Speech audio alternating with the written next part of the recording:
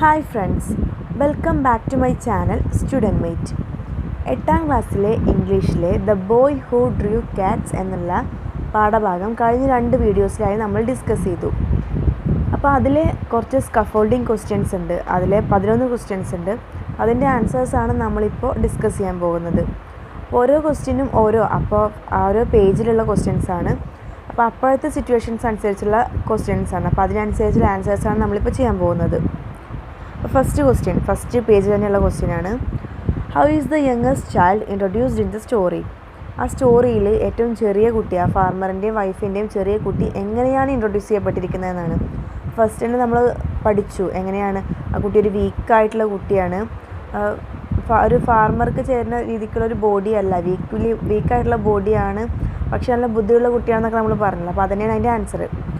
The youngest child is introduced as a person with weak body. ആ ചെറിയ കുട്ടി introduce ചെയ്യപ്പെട്ടിരിക്കുന്നത് week ബോഡിയുള്ള ഒരു person ആയിട്ടാണ്.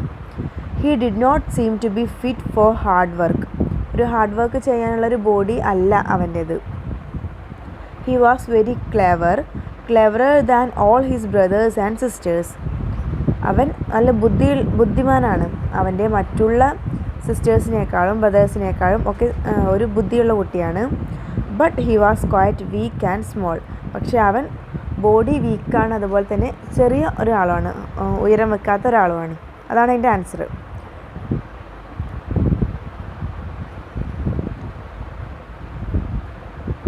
ഓക്കെ, നമുക്കിനി സെക്കൻഡ് ക്വസ്റ്റ്യൻ നോക്കാം.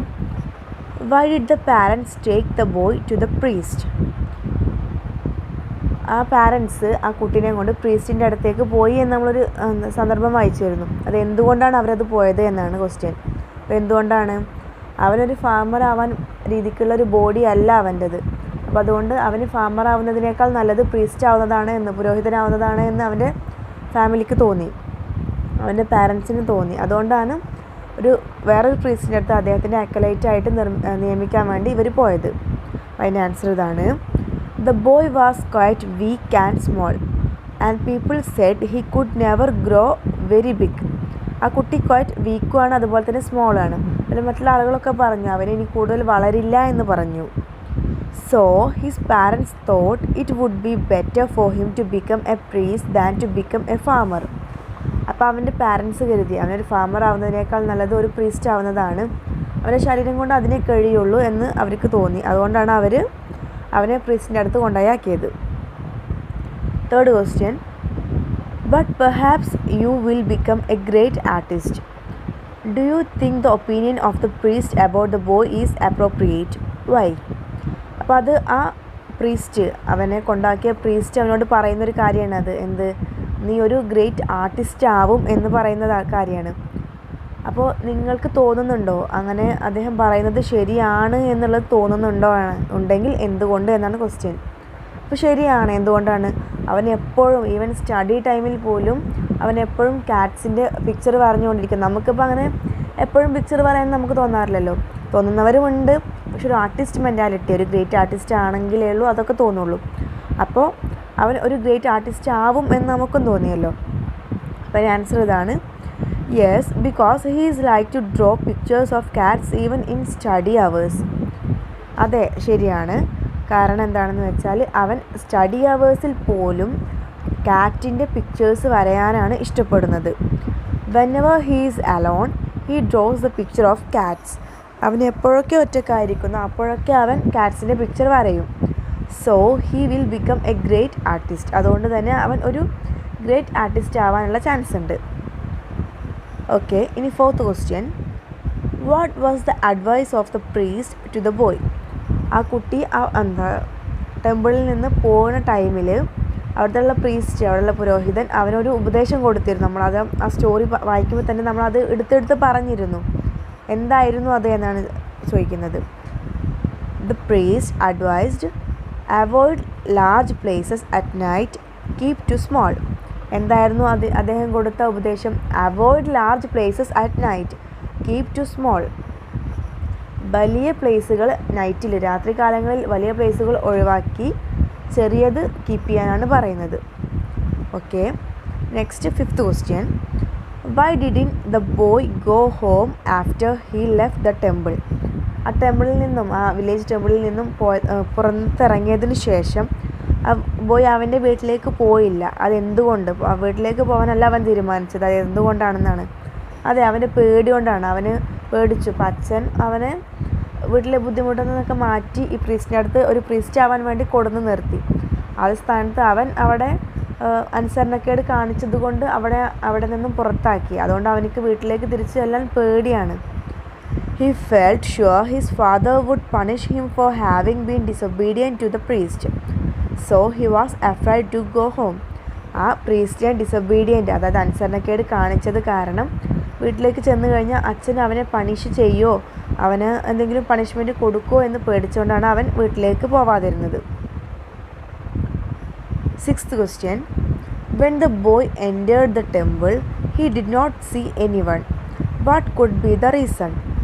അങ്ങനെ ആ കുട്ടി ആ വില്ലേജ് ടെമ്പിളിൽ നിന്നും ഇറങ്ങി വേറെ ടെമ്പിളിലേക്ക് പോയി എന്ന് നമ്മൾ പറഞ്ഞു.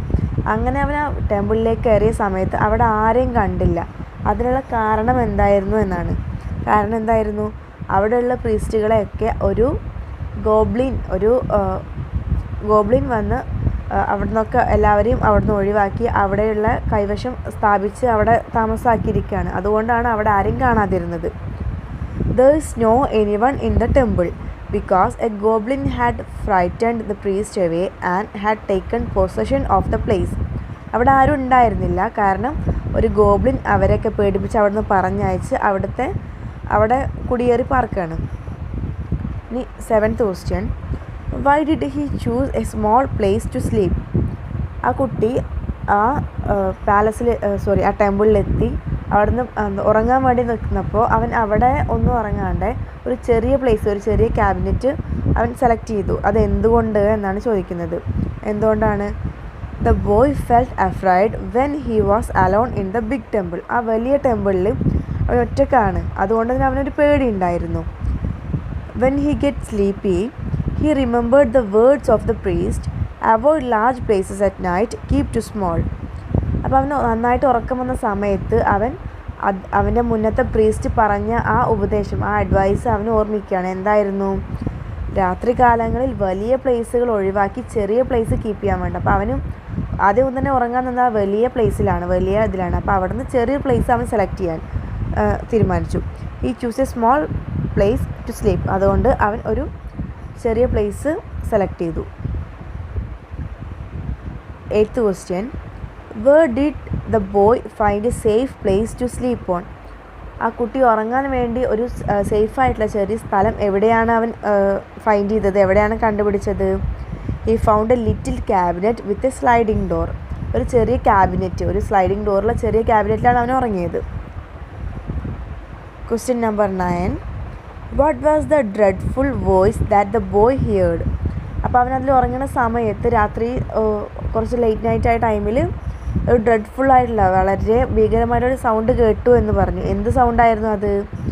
It was a most terrible noise, a noise of fighting and screaming. വളരെ ടെറിബിളായിട്ടുള്ള, വളരെ അസഹനീയമായിട്ടുള്ള ഒരു സൗണ്ടായിരുന്നു. Noise of fighting and screaming, എന്താ അടി കൂടുന്നതിൻ്റെയും അതുപോലെ ഉറക്കെ നിലവിളിക്കുന്നതിൻ്റെയൊക്കെ ഒരു സൗണ്ടായിരുന്നു അത്. Question number 10. How do you think the goblin rat was killed? അവൻ ആ ക്യാബിനറ്റിൽ നിന്നും രാവിലെ ഇറങ്ങിയ സമയത്ത് അവിടെ ഒരു ഗോബ്ലിൻ റാറ്റ് കൊല ചെയ്യപ്പെട്ട് കിടക്കുന്നുണ്ടായിരുന്നു എന്ന് നമ്മൾ പറഞ്ഞു. അത് എങ്ങനെയാണ്, അതിനെ ആരാണ് കൊന്നിരിക്കുന്നത്, എങ്ങനെയാണത് കൊല ചെയ്യപ്പെട്ടിരിക്കുന്നത് എന്നാണ് ചോദിക്കുന്നത്. എങ്ങനെയാണ്? The goblin rat was killed by the cat which the boy had drawn. അത് നമ്മൾ സ്റ്റോറിയിൽ പറഞ്ഞു. അവൻ വരഞ്ഞ ആ പൂച്ചകൾ, ചുമരിൽ വരഞ്ഞ പൂച്ചകളുടെയൊക്കെ വായിൽ ചുവന്ന രക്തം ഉണ്ടായിരുന്നു, നനഞ്ഞ രക്തം ഉണ്ടായിരുന്നു എന്ന് പറഞ്ഞു. അപ്പോൾ ഈ റാറ്റിനെ കൊല ചെയ്യപ്പെട്ടവരും കണ്ടിരിക്കാം. അപ്പോൾ തീർച്ചയായും അവൻ വരഞ്ഞ കാറ്റുകളാണ് ഈ ഗോബ്ലിൻ റാറ്റിനെ കൊന്നിരിക്കുന്നത്. Last question. Was the advice of the priest helpful to the boy? Why? ആ പ്രീസ്റ്റ് കൊടുത്ത അഡ്വൈസ് എന്തായിരുന്നു? അഡ്വൈസ് രാത്രികാലങ്ങളിൽ വലിയ പ്ലേസ് ഒഴിവാക്കി ചെറിയ പ്ലേസ് കീപ്പ് ചെയ്യുക എന്ന് പറഞ്ഞ അഡ്വൈസ് ആ കുട്ടിക്ക് ഹെൽപ്ഫുൾ ആയോ, അവന് സഹായകമായോ എന്നാണ് ചോദിക്കുന്നത്. ആയെങ്കിൽ എന്തുകൊണ്ട് എന്ന്. യെസ്, തീർച്ചയായും ആയി. എന്തുകൊണ്ട്? The advice of the priest was helpful to the boy. He obeyed the priest and escaped from a big trouble. ശരിയാണ്, അവൻ രാത്രി ഉറങ്ങാൻ സമയത്താണ് അവന് ഈ കാര്യം ഓർമ്മ വന്ന്, ഇദ്ദേഹം പറഞ്ഞ അഡ്വൈസ് ഓർമ്മ വന്നത്. അപ്പോൾ അവൻ ആ വലിയ പ്ലേസിൽ നിന്നും ഉറങ്ങാണ്ട് ചെറിയൊരു ക്യാബിനറ്റ് ചൂസ് ചെയ്തു.